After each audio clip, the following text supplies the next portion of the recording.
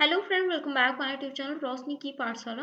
Daily current affair की class में आप सभी का स्वागत है। आज 3 जनवरी है। 3 जनवरी से संबंधित जितने भी इंपॉर्टेंट करंट अफेयर हैं मैं लेकर आई हूँ आपके लिए, जो आपके एग्जाम के लिए काफ़ी इंपॉर्टेंट है। पहला क्वेश्चन हम देख लेते हैं। सुधांशु पंत किस राज्य के मुख्य सचिव बने हैं? तो इसका राइट आंसर हो जाएगा राजस्थान के। आईएएस अधिकारी सुधांशु पंत को राजस्थान का नया मुख्य सचिव बनाया गया है और सुधांशु पंत ने उषा शर्मा की जगह ली है। यानी कि सुधांशु पंत से पहले उषा शर्मा जी थे मुख्य सचिव। और भारत सरकार के द्वारा जो है सबसे वरिष्ठ आईएएस जो होते हैं वे मुख्य सचिव के रूप में नियुक्त किए जाते हैं। और मुख्य सचिव जो होते हैं वो मुख्यमंत्री का प्रमुख सलाहकार होते हैं और राज्य का मुख्यमंत्री जो होता है मुख्य सचिवों की नियुक्ति करता है। राजस्थान के अगर पूछा जाए क्वेश्चन कि राजस्थान के पहले मुख्यमंत्री कौन थे, तो के राधाकृष्णन जी थे। और अगर पूछा जाए कि राजस्थान की पहली महिला मुख्य सचिव कौन थी, तो कुशल सिंह जी थी। ठीक है। बात करते हैं राजस्थान के कुछ बेसिक जानकारी के बारे में जो सबको पता होना जरूरी है। राजस्थान की राजधानी है जयपुर। राज्यपाल हैं कलराज मिश्र। मुख्यमंत्री भजन लाल शर्मा जो बीजेपी पार्टी से हैं। विधानसभा की 200 सीटें हैं, राज्यसभा की 10 सीटें हैं और लोकसभा की 25 सीटें हैं। अगर हम बात करें कि राजस्थान की सीमा यानी कि राजस्थान जो है किस देश के साथ और कौन कौन से राज्य के साथ सीमा साझा करती है, तो कुल सीमा साझा करती है राजस्थान 5,920 किलोमीटर की, यानी कि अंतर्राष्ट्रीय सीमा 1,070 किलोमीटर की सीमा साझा करती है पाकिस्तान के साथ। ठीक है। और उसके बाद अंतर्राज्यीय सीमा साझा करती है 4,850 किलोमीटर की। यानी कौन कौन से राज्य हैं?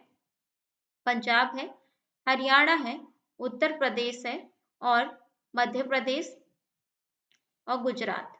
ठीक है। इन राज्यों के साथ राजस्थान जो है वो सीमा साझा करती है, यानी कि 5 राज्य और एक देश यानी कि पाकिस्तान के साथ सीमा साझा करती है।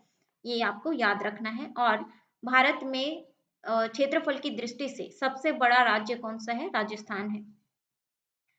नेक्स्ट क्वेश्चन हम देख लेते हैं। एक्सपोसेट किस अंतरिक्ष एजेंसी द्वारा लॉन्च किया गया है? तो उसका राइट आंसर हो जाएगा इसरो द्वारा। पिछले करंट अफेयर में हमने पढ़ा था। इसरो ने 1 जनवरी 2024 को सुबह 9:10 में जो है एक्स-रे पोलरिमेट्री सैटेलाइट को जो है लॉन्च किया है और इसे PSLV C58 से लॉन्च किया गया है। एक्सपोसेट भारत का पहला और दुनिया का दूसरा पोलरिमेट्री मिशन है। एक्सपोसेट को इसरो और रमन रिसर्च इंस्टीट्यूट बेंगलुरु कर्नाटक के सहयोग से विकसित किया गया है। एक्सपोसेट का लक्ष्य क्या है? ब्रह्मांड के 50 सबसे चमकीले स्रोतों की स्टडी करना है। इस सैटेलाइट को 500 से 700 किलोमीटर की पृथ्वी की निचली कक्षा में जो है स्थापित किया जाएगा और सैटेलाइट का जो है जीवन लगभग 5 वर्ष का होगा। नेक्स्ट क्वेश्चन हम देख लेते हैं। सैन्य अभ्यास डेजर्ट साइक्लोन 2024 का आयोजन भारत और किस देश के बीच आयोजित किया गया है? तो इसका राइट आंसर हो जाएगा फ्रेंड यूनाइटेड अरब एमिरेट के साथ। यानी कि सैन्य अभ्यास डेजर्ट साइक्लोन 2024 भारत और यूनाइटेड अरब एमिरेट्स के साथ किया जाएगा। भारत और यूनाइटेड अरब एमिरेट्स की सेनाओं के बीच संयुक्त सैन्य अभ्यास डेजर्ट साइक्लोन 2024 2 जनवरी से 15 जनवरी 2024 तक राजस्थान के थार रेगिस्तान में आयोजित किया जाएगा। इसका उद्देश्य क्या है? शहरी परिचालन में सर्वोत्तम प्रथाओं को सीखना और साझा करना है। और पहला संयुक्त वायुसेना अभ्यास सितंबर 2008 में अबू धाबी के अल धफ्रा बेस पर आयोजित किया गया था। ये आपको याद रखना है। तो प्रमुख अभ्यास के बारे में हम बात कर लेते हैं। क्वेश्चन पूछा जा सकता है, आप नोट डाउन कीजिएगा। अगर आपको इसका फ्री पीडीएफ नोट्स चाहिए आप टेलीग्राम ग्रुप में जुड़ सकते हैं। टेलीग्राम ग्रुप में जो है डेली करंट अफेयर के पीडीएफ नोट्स मिल जाते हैं फ्री। तो 2023 के प्रमुख युद्ध अभ्यास के बारे में हम बात कर लेते हैं। विनबैक्स 2023 भारत और वियतनाम के बीच हुआ था। सूर्य किरण जो है भारत और नेपाल के बीच हुआ था। और अभ्यास मित्र शक्ति भारत और श्रीलंका के बीच आयोजित किया गया था। और प्रिंजेक्स 2023 भारत और फ्रांस के बीच हुआ था। कोंकण एक्स 2023 भारत यूके के बीच हुआ था। और 13वां बोल्ड कुरुक्षेत्र 2023 भारत और सिंगापुर के बीच हुआ था। और सिन्यू मैत्री अभ्यास 2023 भारत और जापान के बीच आयोजित किया गया था। डस्ट लेक 4x 2023 भारत और उज्बेकिस्तान में के बीच हुआ था। और धर्म गार्जियन 4x 2023 भारत और जापान के बीच हुआ था। ये आपको नोट डाउन करना है फ्रेंड, क्वेश्चन पूछा जाता है। नेक्स्ट हम देख लेते हैं सागर परिक्रमा का 10वां चरण कहाँ से शुरू हुआ है। तो इसका राइट आंसर हो जाएगा फ्रेंड, तो सागर परिक्रमा का 10वां चरण जो है वे चेन्नई पोर्ट और तमिलनाडु से शुरू हुआ है। केंद्रीय मंत्री पुरुषोत्तम रूपाला और केंद्रीय राज्य मंत्री डॉक्टर एल मुरुगन ने चेन्नई बंदरगाह से सागर परिक्रमा के 10वें चरण की शुरुआत की है। सागर परिक्रमा का आयोजन 1 जनवरी 2024 से 6 जनवरी 2024 तक आंध्र प्रदेश और पुडुचेरी के विभिन्न स्थानों पर किए जाएंगे। तो काफी इंपॉर्टेंट है ये। सागर परिक्रमा के पहले चरण की यात्रा जो है 5 मार्च 2022 को जो है गुजरात के मांडवी से शुरू हुआ था। और इसका उद्देश्य क्या है? इसका उद्देश्य है मत्स्य पालन से संबंधित विभिन्न योजनाओं और कार्यक्रमों के बारे में जानकारी का प्रसार करना है। जलीय कृषि के माध्यम से मछली उत्पादन के मामले में भारत दुनिया का दूसरा अग्रणी देश है, यानी कि भारत जो है जलीय कृषि के माध्यम से मछली उत्पादन में जो है वे दुनिया का दूसरा अग्रणी देश है, ये आपको याद रखना है। और भारत दुनिया का चौथा सबसे बड़ा मछली निर्यातक है। ठीक है, एक ही पॉइंट्स आपको नोट डाउन करना है, क्वेश्चन पूछा जाता है। भारत अंतर्देशीय मछली उत्पादन में विश्व में पहले स्थान पर है। ठीक है, भारत जो है अंतर्देशीय मछली उत्पादन में विश्व में पहले स्थान पर है। नेक्स्ट क्वेश्चन हम बात करते हैं, मैन ऑफ द ईयर 2023 का पुरस्कार किसे प्राप्त हुआ है। तो उसका राइट आंसर हो जाएगा फ्रेंड, हेमंत के श्रीनिवासलू को प्राप्त हुआ है।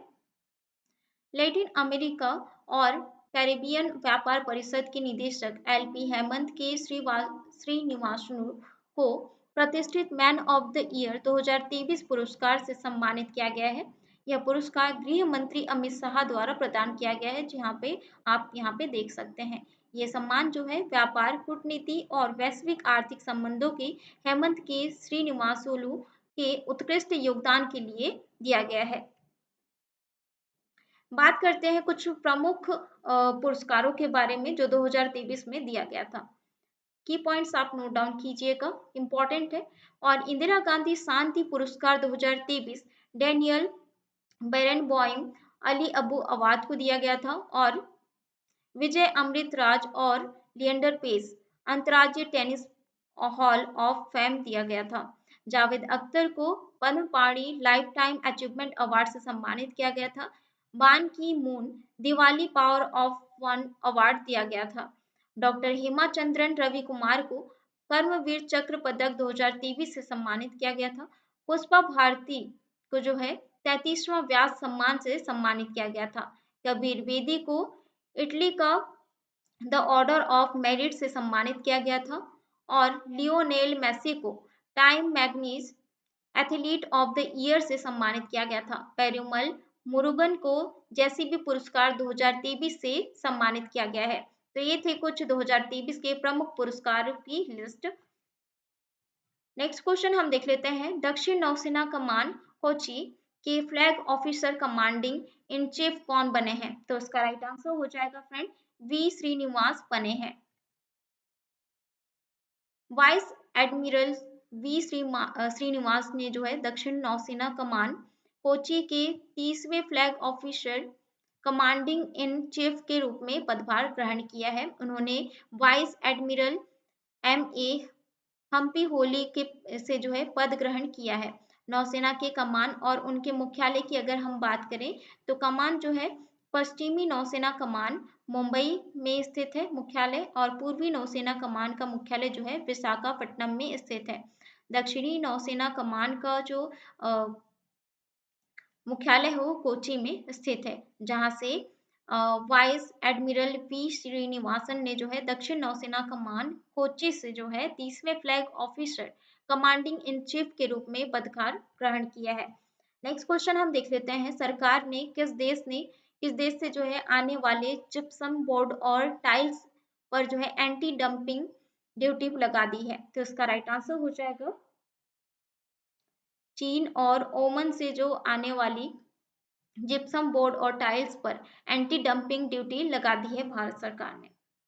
सरकार ने चीन और ओमान से आने वाले जिप्सम बोर्ड और टाइल्स पर एंटी डंपिंग ड्यूटी लगा दी है। भारत एंटी डंपिंग ड्यूटी क्या है यह भी मैं बताऊंगी। भारत ने चीन से आने वाले जिप्सम बोर्ड और टाइल्स पर 5 साल के लिए जो है एंटी डंपिंग ड्यूटी लगा दी है और एंटी डंपिंग शुल्क वाणिज्य मंत्रालय की सिफारिश पर लगाया गया है। बात करते हैं एंटी डंपिंग शुल्क क्या होता है। तो घरेलू बाजार को सस्ते विदेशी प्रोडक्ट से बचाने के लिए जो है एंटी डंपिंग शुल्क लगाया जाता है। जब कोई देश की किसी भी जो है उत्पाद को उसकी कीमत से भी कम कीमत पर निर्यात करता है तो उसे जो है डंपिंग कहते हैं। और आयात करने वाले देश की सरकार निर्यात करने वाले देश पर एंटी डंपिंग शुल्क लगा सकती है।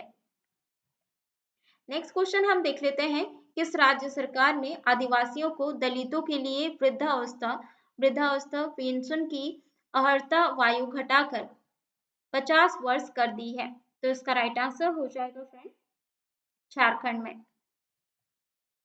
झारखंड सरकार ने आदिवासियों और दलितों के लिए वृद्धावस्था पेंशन की अर्हता वायु जो है पहले 60 वर्ष थी उससे घटाकर जो है अभी 50 वर्ष कर दी गई है। सरकार ने यह फैसला इसलिए लिया है क्योंकि आदिवासियों में मृत्यु दर अधिक है और उन्हें जो है 60 साल के बाद नौकरी नहीं मिलती है। इसीलिए जो है 60 वर्ष से घटाकर 50 वर्ष कर दी गई है झारखंड सरकार ने पेंशन अर्हता। सितंबर 2023 में झारखंड सरकार ने ट्रांसजेंडर समुदाय को अपनी सार्वभौमिक पेंशन योजना में जोड़ने का निर्णय लिया है। यानी कि अब जो है 2023 में झारखंड सरकार ने ट्रांसजेंडर समुदाय को भी जो है सार्वभौमिक पेंशन योजना में जोड़ा जाएगा। झारखंड की बेसिक जानकारी हम डिस्कस कर लेते हैं। इसकी स्थापना हुई थी 15 नवंबर 2000 को। मुख्यमंत्री हेमंत सोरेन है, राज्यपाल CP राधाकृष्णन जी हैं और विधानसभा की सीटें 81 हैं और राज्यसभा की सीटें 6 हैं, लोकसभा की 14 सीटें हैं। ठीक है। और अब यहाँ पे झारखंड जो है कौन कौन से राज्य के साथ सीमा साझा करता है यहाँ पे आप देख सकते हैं। उत्तर प्रदेश है, बिहार है, पश्चिम बंगाल, उड़ीसा और छत्तीसगढ़। ठीक है, इन राज्यों के साथ जो है झारखंड सीमा साझा करता है। नेक्स्ट क्वेश्चन हम देख लेते हैं, डेविड वार्नर किस देश की क्रिकेटर हैं जिन्होंने टेस्ट और वनडे क्रिकेट से संन्यास की घोषणा की है? तो इसका राइट आंसर हो जाएगा ये जो है ऑस्ट्रेलिया के क्रिकेटर हैं। ऑस्ट्रेलिया के बल्लेबाज डेविड वार्नर ने टेस्ट के साथ ही वनडे से संन्यास लेने की घोषणा की है। डेविड वार्नर ने टेस्ट करियर की शुरुआत 2011 में की थी और डेविड वार्नर वनडे में ऑस्ट्रेलिया के लिए सबसे ज्यादा रन बनाने के मामले में छठे स्थान पर हैं डेविड वार्नर। नेक्स्ट क्वेश्चन हम देख लेते हैं, मार्गथे द्वितीय किस देश की महारानी थी जिन्होंने अपनी राजगद्दी छोड़ दी है? तो इसका राइट आंसर हो जाएगा डेनमार्क की महारानी थी कौन? मार्गेट। ठीक है, डेनमार्क की महारानी मार्गरेट द्वितीय को यहाँ पे आप देख सकते हैं। इन्होंने जो है 52 साल तक शासन करने के बाद अब वे 14 जनवरी 2024 को पद से त्याग पत्र देंगी और जो है उनकी जगह उनके सबसे बड़े बेटे क्राउन प्रिंस फेडरिक लेंगे। महारानी मार्गरेट जो है द्वितीय 1972 में जो है राजगद्दी पर बैठी थी। वे डेनमार्क की सबसे लंबे समय तक राज करने वाली जो है महारानी बन गई हैं। नेक्स्ट क्वेश्चन हम देख लेते हैं रिवाइज का। ठीक है, तो अब बारी है रिवाइज करने की पिछले करंट अफेयर की। पहला क्वेश्चन है, केंद्रीय रिजर्व पुलिस बल के महानिदेशक कौन बने हैं? तो इसका राइट आंसर हो जाएगा अनीश दयाल सिंह बने हैं। भारत तिब्बत सीमा पुलिस के महानिदेशक कौन बने हैं? तो इसका राइट आंसर हो जाएगा राहुल रजकोत्रा बने हैं। रिलायंस जियो किस संस्था के साथ भारत GPT विकसित कर रहा है? तो इसका राइट आंसर हो जाएगा IIT बॉम्बे के साथ। भारतीय वन्यजीव संरक्षण सोसाइटी के अनुसार 2023 में कितने बाघों की मौत हुई है? तो इसका राइट आंसर हो जाएगा 204 बाघों की मौत हुई है। भारत सरकार, असम सरकार और किस संगठन के बीच शांति समझौता हुआ है? तो इसका राइट आंसर हो जाएगा United Liberation Front of Assam. 12वें दिव्य कला मेला 2023 का आयोजन कहाँ शुरू हुआ है? तो इसका राइट आंसर हो जाएगा सूरत, गुजरात में शुरू हुआ है। डोंग जून किस देश के रक्षा मंत्री बने हैं? तो इसका राइट आंसर हो जाएगा फ्रेंड चीन के रक्षा मंत्री बने हैं डोंग जून। अभय हस्तम कार्यक्रम का शुभारंभ किस राज्य में शुरू हुआ है? तो इसका राइट आंसर हो जाएगा तेलंगाना में शुरू हुआ है। पांडिचेरी विश्वविद्यालय का कुलपति किसे नियुक्त किया गया है? तो इसका राइट आंसर हो जाएगा जगदीप धनखड़ को नियुक्त किया गया है। किस देश की अदालत ने भारत की 8 पूर्व नौसेना अधिकारियों की मौत की सजा को बदल दिया है? तो इसका राइट आंसर हो जाएगा फ्रेंड कतर। अब बात करते हैं एडिशनल जीके की। एडिशनल जीके के आज में जो है आज हम देखेंगे हाल ही में की गई महत्वपूर्ण नियुक्तियों की। ठीक है, अभी जो है हाल ही में महत्वपूर्ण नियुक्तियां की गई है, तो वे जो है एग्जाम में पूछा जाता है, तो ध्यान से देखिएगा। तो जगदीप धनखड़ को जो है पांडिचेरी विश्वविद्यालय के चांसलर के रूप में नियुक्त किया गया है और अनिश दयाल सिंह को सीआरपीएफ के महानिदेशक के रूप में नियुक्ति मिली है और नीना सिंह जो है ये सीआईएसएफ की महानिदेशक बनी हैं। प्रमोद अग्रवाल बीएसई के चेयरमैन बने हैं और महेश्वर दयाल जो है जेल महानिदेशक बने हैं। रुवेन अचार इजराइल के भारत में नए राजदूत बने हैं। मनीषा पांडे भारत की पहली महिला एडीसी बनी है और समीर शाह बीबीसी के अध्यक्ष बने हैं। संतोष कुमार झा कोंकण रेलवे के सीएमडी बने हैं। तो ये था आज का इंपॉर्टेंट करंट अफेयर के क्वेश्चन आंसर। आशा करती हूँ आपको काफ़ी इंफॉर्मेटिव रहा होगा, आपके लिए आपके नॉलेज में 1% की बढ़ोतरी होती है फ्रेंड। तो मेरे चैनल को जरूर सब्सक्राइब करिए। अगर इस चैनल से आपको मदद मिल रही है तो प्लीज़ वीडियो को जरूर लाइक करिए और ज़्यादा से ज़्यादा शेयर करिएगा। मिलते हैं नेक्स्ट वीडियो में इंपॉर्टेंट जी के क्वेश्चन के साथ। अगर आपको इसका फ्री पीडीएफ नोट्स चाहिए आप टेलीग्राम ग्रुप में जुड़ सकते हैं, उसमें फ्री पीडीएफ नोट्स आपको मिल जाते हैं जिससे आपको प्रैक्टिस करने में आसानी होगी।